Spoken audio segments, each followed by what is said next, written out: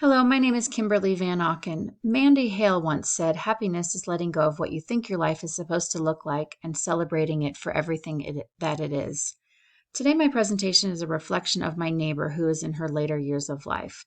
This woman makes the most out of her life. She stays positive in her aging and is an inspiration to those who know her. She's a prime example that attitude is everything, and a good attitude can take you far. This presentation demonstrates that she is an example of positive and successful aging. We were able to sit down and talk for about an hour in her home, and we discussed her major life events, her youth, marriage, family, career, her travel, and where she has lived. She makes sense of her life and reveals her integrity. She has no despair. We also discussed her dealing with loss, specifically that of her husband. Her faith has remained a large part of her life. She's very wise and had some great advice for me. So my neighbor is 79 years old. Her outward appearance is beautiful. She's taken good care of herself. She's physically strong and capable. Her intelligence is evident as she is mentally sharp and very current on what is going on in the world around her and in her community. She lives alone with her dog and splits her time between her home here in Colorado and a home in Montana. She was raised upper middle class and has maintained the same socioeconomic status throughout her entire life. She is Christian and she is conservative. As far as her important life events, we discussed her youth growing up in small town Wisconsin in a traditional home. She was raised Catholic and she went to Marquette University to study speech therapy. At Marquette, she actually changed to the Episcopalian Church and met her husband while she was in college. They married in 1964 and took a honeymoon trip around the world. They settled in Northbrook, Illinois, outside of Chicago. They were good complements of each other, she said. They really had a wonderful marriage, and they were together for 55 years. Their family consisted of 3 children. They had 2 girls and a boy. She was a stay-at-home mom, and she supported her husband while he worked in the family business.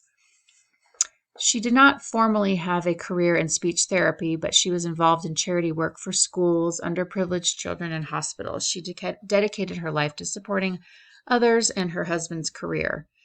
She started to travel more when she realized she needed to take up the sport of hunting. That was her husband's passion. So after 33 years of marriage, she decided to start doing big game hunting with her husband, and they were able to travel around the world and see over 30 countries. She thinks she ended up liking hunting more than he did because it definitely was a bonding activity and it strengthened their marriage. From our reading in the Kale and Kavanaugh textbook, we learn about integrity versus despair. My neighbor exhibits integrity because she comes to terms with the choices and events that made her life unique. She reaches integrity and becomes self-affirming and self-accepting, judging her life to be worthwhile and good.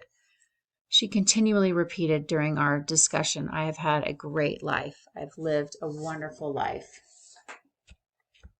Recently, my neighbor had to deal with the loss of her husband. Her husband was her whole life.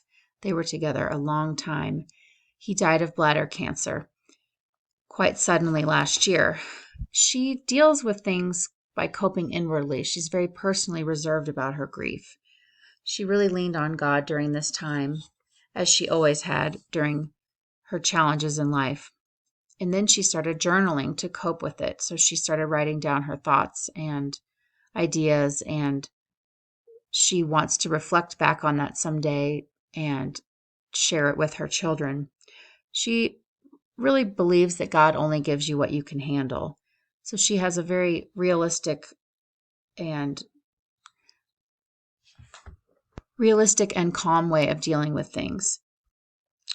Upon her husband's death, she had to learn a lot of new skills dealing with her finances, with her household issues. Thankfully, she's financially secure, but she really had to ask others for help and lean on her social support system. She really memorializes her husband in their home in Montana. It was his favorite place to be, and it's now become her favorite place to be because she feels closer to him while she's being there. As I mentioned before, my neighbor has a strong faith, an inward strong faith. She doesn't promote it outwardly, but she has a very close relationship with God.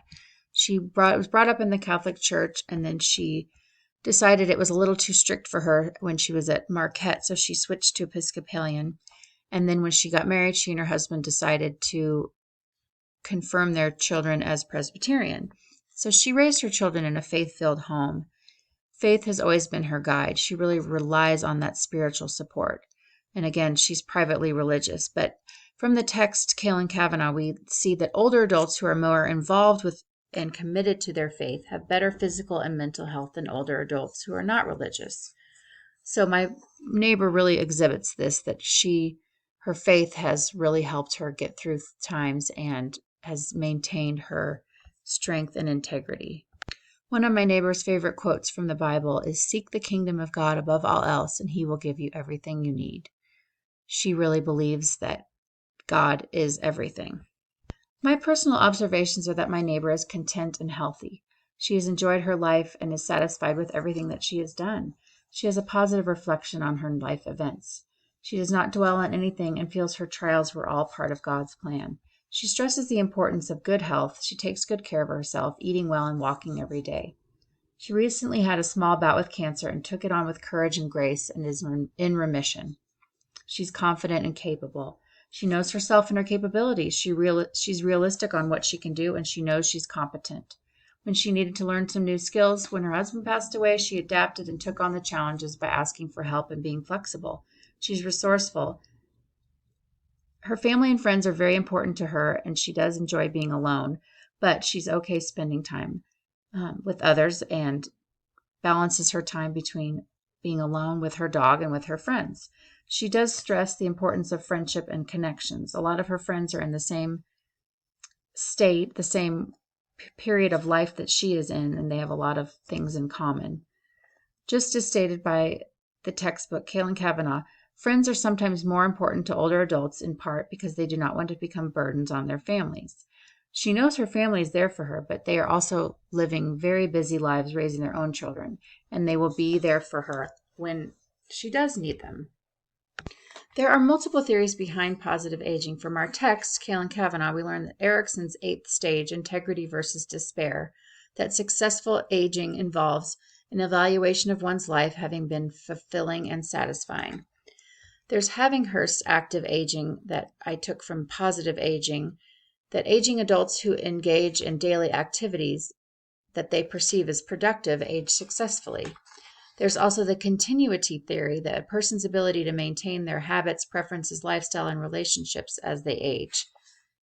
That's a positive aspect as well.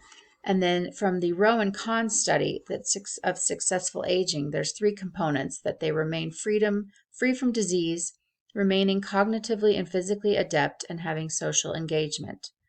So my neighbor displays all these elements that I mentioned above, the theories, and therefore she is positively and successfully aging.